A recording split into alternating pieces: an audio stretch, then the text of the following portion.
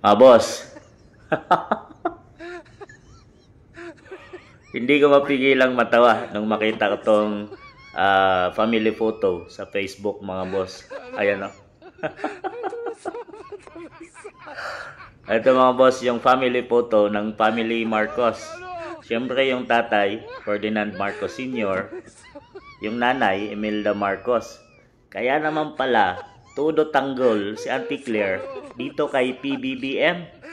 Dahil siya naman pala ang panganay ng pamilyang Marcos. Si Auntie Claire ang panganay, ang kasunod si Amy Marcos, ang kasunod si Bongbong Marcos at ang bunso nila ay si Irene Marcos. Ayun mga boss, yung batang maliit. Yan po yung complete family photo ni Ferdinand Marcos Sr. at Imelda Marcos. May karapatan naman pala si Auntie Claire na ipagtanggol si Bongbong dahil siya ang panganay ng pamilya Marcos. Noong isang araw ay nagsalita si Manang si Manang Amy Marcos doon sa INC rally na ginanap sa Luneta, mga boss. At doon, ibinunyag niya ang katotohanan tungkol kay Bongbong Marcos sa asawa nito at sa mga anak nito na gumagamit umano, mga boss. Yung anak na ni Ferdinand Marcos Sr. ay nagsalita, si Manang Amy.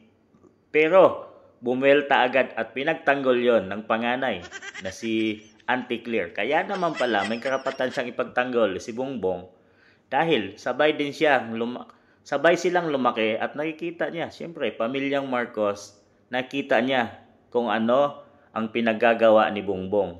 Kaya naman, dinipinsahan agad yon ni Auntie Claire. At sinabi niya na hindi alam ni Auntie Claire kung anong motibo, kung bakit sinira ni or nagsalita si Amy Marcos tungkol doon na gumagamit ang family Marcos. Mga boss, ang mag-asawang Marcos at ang Bongbong Marcos, Lisa Marcos at ang kanyang mga anak, pinagtanggol. May karapatan naman pala si Auntie Claire na ipagtanggol, mga boss, dahil isa siya sa pamilyang Marcos. So, sinong pagkatiwalaan nyo? At sino nagsasabi ng totoo, mga boss? Si Auntie Claire na panganay or ang kasunod na anak ni Ferdinand Sr. na si Amy Marcos? Talaga bang gumamit or hindi gumamit si Bongbong Marcos? Kayo na humusga, mga boss.